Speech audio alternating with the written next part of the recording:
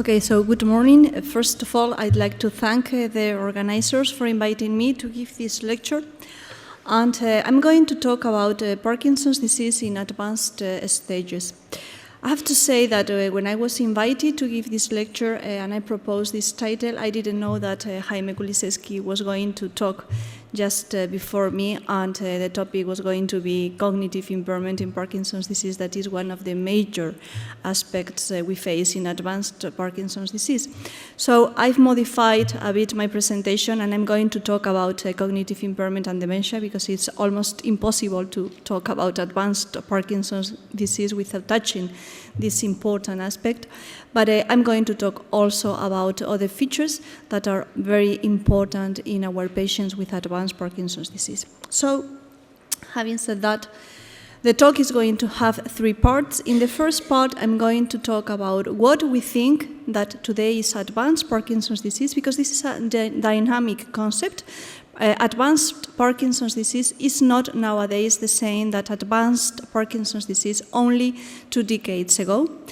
And then I'm going to focus on two major aspects, two key features that have patients with advanced Parkinson's disease and that affect in a very, very relevant way their quality of life, that are freezing of gait and cognitive impairment and dementia. So, as you know, Parkinson's disease is characterized by the degeneration of the dopaminergic neurons of the substantia nigra and the lack of dopaminergic innervation in the striatum. And that leads to a number of alterations in the motor circuit of the basal ganglia and the development of the cardinal motor signs that are tremor, rigidity, and akinesia. Everyone knows that this is typical in Parkinson's disease, and this is why we diagnose our patients with Parkinson's disease. So these are the first symptoms, the first signs we identify in the clinical Parkinson's disease in our patients. And this is related, this dopaminergic degeneration, to the presence of Lewy bodies, as all you know.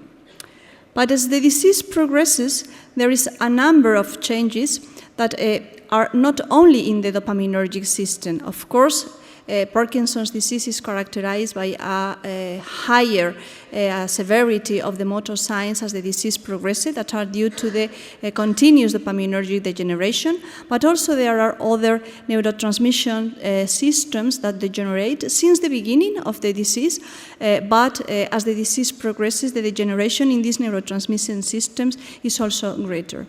As Jaime mentioned, there are a number of noradrenergic deficits, serotonergic deficits, and cholinergic deficits that are going to be very relevant. And in advanced Parkinson's disease, all these deficits are definitely greater than at the beginning of the disease, and they account for a number of symptoms, mainly non-motor symptoms, as Jaime mentioned, apathy, depression, etc., that I'm not going to talk about. But in addition to these neurotransmission deficits, these patients in advanced stages have a spreading of the Lewy body pathology. At the beginning, you know that Lewy bodies are restricted to the brainstem and other subcortical structures, but as the disease progresses, Lewy body spreads to the amygdala and to the cortex, to the neocortex, following the Braak stages, not in all, but in many patients, let's say that in a good number of patients. But not only there is this pathology, also we have this Alzheimer's disease pathology, neurofibrillary tangles, and beta amyloid plaques. So we have this pathological progression in Parkinson's disease, and of course the evolution of Parkinson's disease in relation to the underlying pathology is going to have different stages. At the beginning, as I said, the cardinal motor signs are the major features of Parkinson's disease that are mainly due to the dopaminergic degeneration and easy to treat. With dopaminergic reposition, we are going to improve, very importantly, these motor signs, and patients are going to have a practically normal life, and the quality of life is really, really improved. But after 5-10 years of evolution, this stable improvement that our patients get with dopaminergic replacement therapy is going to suffer a number of problems, and patients start to have what we call complications, motor complications, that is fluctuations in their motor state in relation to the intake of the dopaminergic drugs, but also dyskinesias, that is involuntary movements that they can't control when they are under the effect of the levodopa. levodopa treatments. And this is a very severe problem that our patients have after a number of years of dopaminergic degeneration and chronic dopaminergic replacement therapy. And that is what was called advanced Parkinson's disease just 2 decades ago. But at that time, also, the surgical treatment with deep brain stimulation of basal ganglia, mainly the subthalamic nucleus, but also the globus pallidus internus, changed completely the scenario of Parkinson's disease and have changed what we now call advanced Parkinson's disease. Why? Because this is what a patient with Parkinson's disease without levodopa treatment and without the stimulation looks alike. You can see that this is a very bradykinetic patient. You can see problems in gait. You can see the rest tremor he has in his right arm. A lot of motor signs, easy to define that this patient has Parkinson's disease. This patient has more than 10 years of evolution of the disease, and these are the major problems. This is the off condition without treatment, without drugs, without DBS. The deep brain stimulation is switched off at this time. But when we start stimulation, you can see here, the change is dramatic. So this is only under the effect of deep brain stimulation of the subthalamic nucleus. And this is a continuous state. It doesn't matter if the patient has taken levodopa or not. This is a continuous state. So as you can see, the motor fluctuations and dyskinesias are completely abolished in these patients or very significantly reduced, and the quality of life and the problems these patients had are solved. So we go to the next scenario, that is that we are attending these patients years after surgery, and we are facing a new phase of the disease. That is what we now call advanced Parkinson's disease, and that is mainly psychiatric complications, visual hallucinations, cognitive impairment and dementia, postural instability and falls, and freezing of gait. That are not related to the dopaminergic deficiency, are mostly related to cholinergic deficiency, other neurotransmission systems, and extensive proteinopathy, Lewy body, and Alzheimer's disease. And all these abnormalities lead to gray matter dysfunction and degeneration, as we can see in several studies, and some of them I will show you. Of course, there are other features in advanced Parkinson's disease, such as autonomic problems, camptopcornea, fixed postures, muscle wasting, sleep disturbances, depression, but I'm going to focus today in freezing of gait and cognitive impairment and dementia. So, starting with gait disturbances in Parkinson's disease, there are 2 major phenotypes of gait problems in Parkinson's disease. The first phenotype in the early stages of the disease is a hypokinetic pattern of gait, and this pattern is a short-stepped, shuffling gait with reduced velocity and without proper movement of the arms, that responds very well to the dopaminergic treatment because it's mainly due to bradykinesia. Okay? It improves very well with the dopaminergic treatment, and patients are able to walk normally. But as the disease progresses, patients start to have this other pattern. This is freezing of gait. The patient has difficulties initiating and maintaining gait. The feet are glued to the ground. They have this incapacity to start movement and to maintain movement. And this doesn't respond very well to levodopa or to the brain stimulation. At the beginning of this phenomenon, in the earliest stage of this problem, there is an improvement with drugs, with dopaminergic treatment, but as the disease progressing, the improvement of this phenotype is not longer, is not sustained, okay? So this is a problem we have in our patients, and we don't know really how to solve. I have to say that this problem doesn't correlate, freezing of gait doesn't correlate with rigidity and with bradykinesia. It's a different motor sign and doesn't respond to levodopa, as I mentioned. So probably freezing of gait is a distinct motor feature of Parkinson's disease with a different pathophysiology. I don't know what is going on here. Okay. So how can we understand better the pathophysiology of this problem? We have several approaches, of course, imaging approaches, as I will show you later, but also neurophysiological approaches. And neurophysiological approaches are more restricted. It's more difficult to study neurophysiologically this problem because we don't have access to the brain of these patients. We can study the legs of this patient, that is whose legs are glued to the ground. But Taking advantage of deep brain stimulation, we are able to study the activity of the subthalamic nucleus when we have the electrode for chronic stimulation, for deep brain stimulation, implanted in the subthalamic nucleus. Because we can make these bipolar derivations between two consecutive contacts, and we can record the neuronal activity of the neurons of the subthalamic nucleus surrounding this area. So we have 3 channels recording the neuronal activity of the subthalamic nucleus. And simultaneously, we can record the EEG activity in the primary motor cortex, but also in the premotor cortex. So we studied patients with and without freezing of gait through this method. And one important thing is that patients with Parkinson's disease, when they are in the off state, have mainly a beta band activity. The oscillatory activity that predominates in the off state is the beta band activity. But this beta band that you can see here, this is the off recording, the beta band, has 2 components, a low frequency and a high frequency beta band. The low frequency improves, is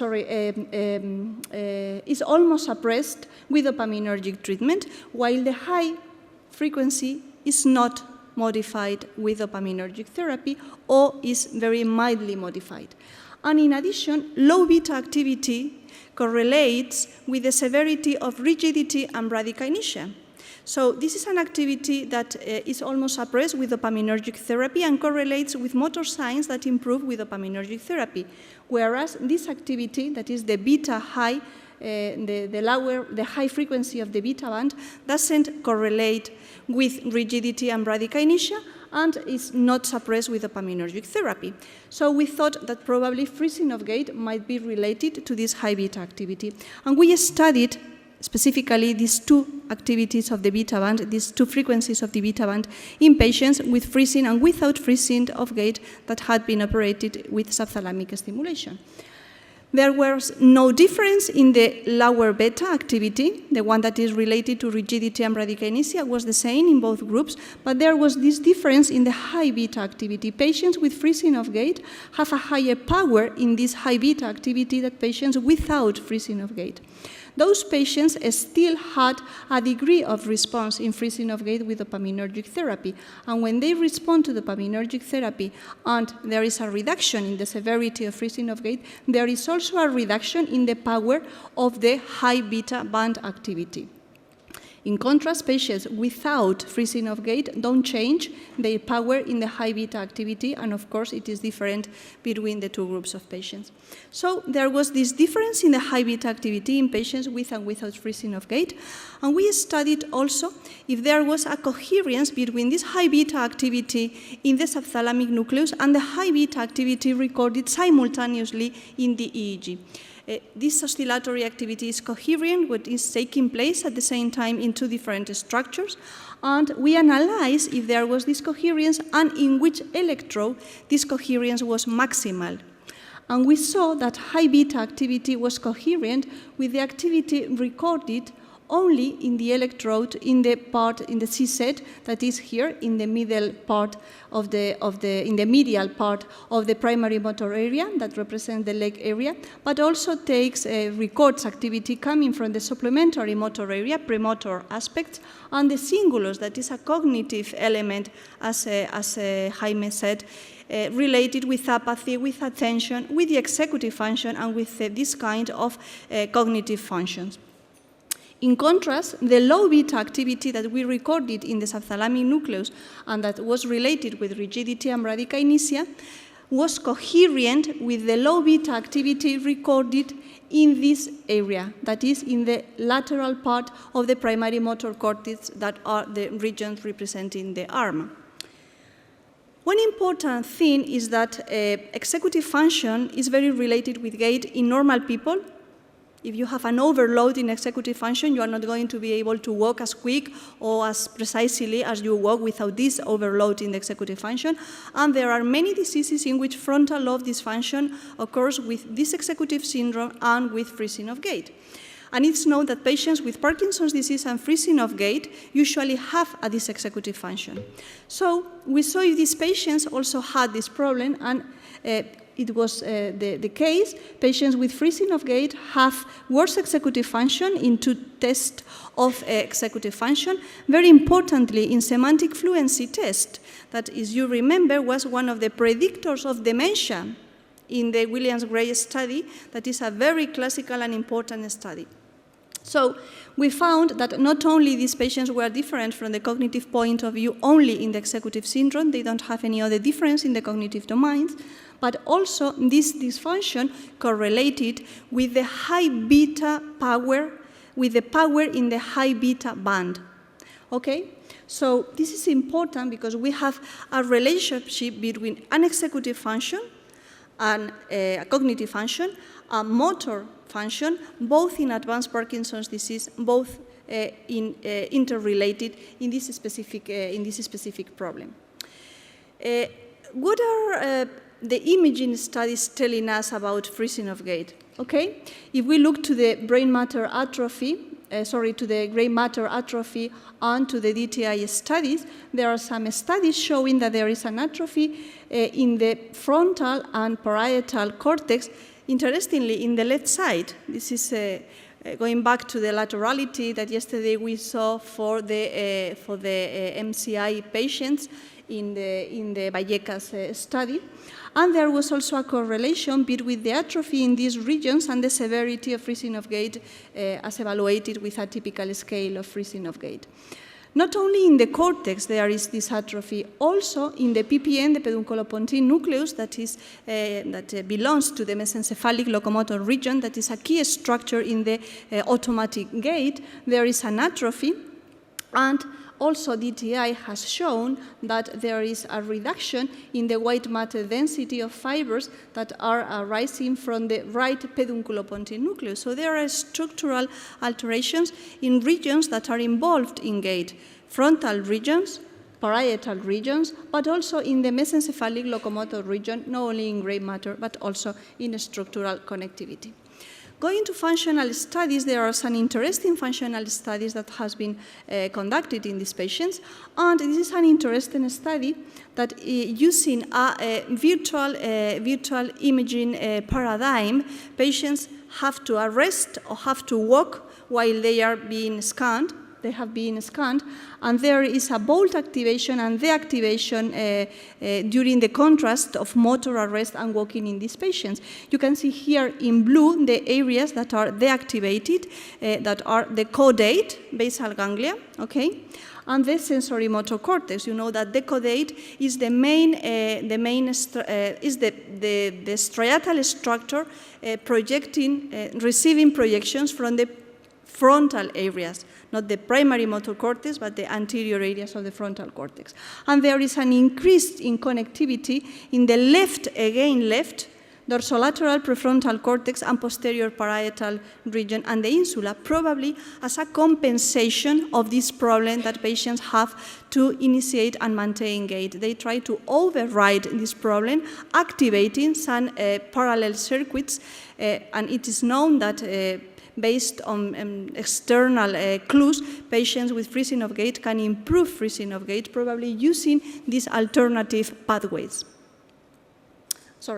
Again, this study also shows that there is an activation of the mesencephalic locomotor region in these patients. So the conclusion of this first part is that patients with freezing of gait have maximal coherence to signals taking place at the same time in different regions. So patients with freezing of gait have maximal coherence in the high beta activity, not in the low, in the high beta activity between the subthalamic nucleus and the midline cortex that takes the neuronal activity of the supplementary motor area, the leg area of the primary motor cortex, and the cingulus, which in turn correlates with executive function. High beta activity along the motor and also cognitive, the cingulus, frontal cortex basal ganglia network participates in the pathophysiology of freezing of gait and is also involved in the modulation of executive function and the combination of the two problems. structural and functional changes in the frontal and parietal cortex, and also in the PPN and basal ganglia identified in MRI studies support the physiological observation indicating a dysfunction of these pathways. So corticostriatal, PPN, and basal ganglia dysfunction all together interacting in different functional ways in patients with freezing of gait. And going back to what Jaime said, not necessarily you need structural or big structural changes to modify the function and the pattern of activity of circuits and structures, and that can lead to abnormal movement and abnormal non-movement symptoms. It's very well known that there is clearly functional differences in the on and off motor state in the motor circuit. So this is in line with these problems, but in other oscillatory activity. Jumping to mild cognitive impairment and dementia, I'm not going to explain what mild cognitive impairment, is. You all know what it is. And as you know also, it's a risk factor for dementia in Parkinson's disease. There are a few longitudinal studies in patients with PD and MCI, but using the task force criteria that I'm not going to explain because this is a consensus for the criteria we are going to use when we are defining mild cognitive impairment, we have undertaken this study, and it's longitudinal study with patients with normal cognition and patients with mild cognitive impairment, re-evaluated 3.5 years after the first examination. And we have seen that 42% of patients with mild cognitive impairment develop dementia, while only 4% of patients with normal cognition develop dementia. This is in line with several other studies, so definitely mild cognitive impairment is a risk factor. It doesn't mean that all patients are going to have dementia, but it's a risk factor, and we have to dip into what mild cognitive impairment is and the pathophysiological mechanism underlying mild cognitive impairment. So we have studied this through FDG PET to see the metabolism in the brain of these patients, and also through MRI to see the gray matter density, and we have compared the hypometabolism and the gray matter atrophy these patients with mild cognitive impairment have and patients with dementia have. Focusing on the PET studies, the FDG uptake, we have seen that patients with dementia in comparison with control subjects have this abnormal FDG uptake, this hypometabolism in the parietal, temporal, occipital cortex, and also in the frontal lobe. Patients with mild cognitive impairment compared with controls have, of course, a big difference in the areas we detect. There are hypometabolism in restricted areas in the angular gyrus, in the occipital cortex, and in small areas of the temporal and the frontal lobe. But when we compare patients with mild cognitive impairment and dementia to see where are the difference in hypometabolism between these two groups of patients, we observed that in patients with dementia, hypometabolism is greater than in patients with mild cognitive impairment, but in the posterior territories, in the parietal cortex and in the occipital cortex and this posterior part of the temporal cortex, in line with cognitive studies that are telling us that let's say the point where mild cognitive impairment converts to dementia is when important posterior cortical deficits are taking place. But if we compare the hypometabolism of these patients with the atrophy of these patients, we can see the following. Because the question is, hypometabolism is a reduction of function, okay? But is this due to atrophy, or there is something else in hypometabolism? We can say that hypometabolism and atrophy is the same. Those regions that are hypometabolic are because they are atrophic, there is a loss of gray matter density, or hypometabolism or something else than atrophy. So this is the figure of the hypometabolism in patients with dementia. You have seen it before. And this is the figure for atrophy in patients with dementia. You can see that hypometabolism is higher than atrophy. So if we compare directly hypometabolism and atrophy, we see that hypometabolism is higher than atrophy, exceeds atrophy in these regions, whereas atrophy only exceeds hypometabolism in a tiny region of the temporal lobe.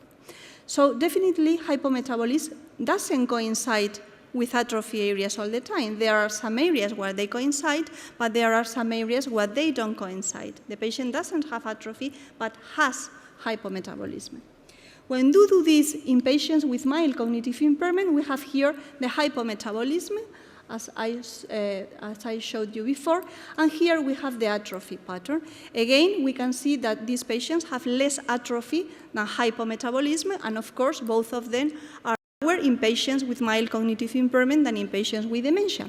But when we compare in patients with mild cognitive impairment hypometabolism atrophy for the same purpose, to see if every region of hypometabolism coincides with regions of atrophy or there is something else, we see that hypometabolism was higher than atrophy, exceeds atrophy in these regions. So atrophy is much less than the regions where these patients have hypometabolism without atrophy. And going into detail in the major findings, if we see to the areas where patients with mild cognitive impairment have only hypometabolism, and you see the regions where patients with dementia have atrophy, you can find some similarities. This region with hypometabolism only MMCI has atrophy in patients with dementia. This region with hypometabolism has atrophy in patients with dementia. This region the same. And surrounding these regions of atrophy, there are hypometabolism in patients with dementia. So if we merge the images of hypometabolism and the images of atrophy in patients with MCI and dementia, we can see that what is only hypometabolism in mild cognitive impairment transforms in a core of atrophy in patients with dementia that is surrounded by a big area of hypometabolism. Here we have the same, a small atrophy and hypometabolism, higher atrophy, but a big region of hypometabolism surrounding the core of atrophy. So our hypothesis is that hypometabolic areas observed in the group with mild cognitive impairment have been replaced by atrophy in patients with dementia, which at the same time are surrounded by extensive zones of hypometabolism. This is spreading, the hypometabolism is spreading, and probably with time, these regions of hypometabolism will become atrophic. So to conclude, FDG PET studies clearly says only function that dementia with respect to MCI in PD is characterized by cerebral hypometabolism in the parieto-occipito-temporal junction and less in frontal lobes, according with the cognitive deficits we have in those patients that are characterized by dementia in contrast to patients with MCI.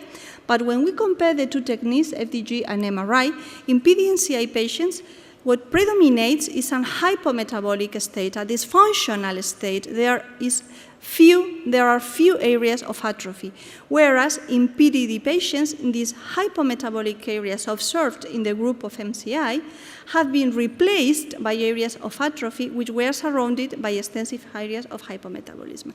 So our hypothesis is that hypometabolism and atrophy might represent two steps of the same process, initiated with a reduction of cortical glucose intake and evolving towards a decrease in gray matter volume, which appears to expand in an exocentric pattern as cognitive decline progresses, mimicking the concept of ischemic penumbra for stroke. And I think that this is a good thing, because this is an opportunity to treat our patients. If there is something that is leading to functional problems, but still they don't have lost the volume, we have a window, a time window, to improve this functional problem they have and to avoid the progression to a definitive structural change that would be atrophy. So I think this is the last slide. This is the group. Okay, so thank you very much for your attention.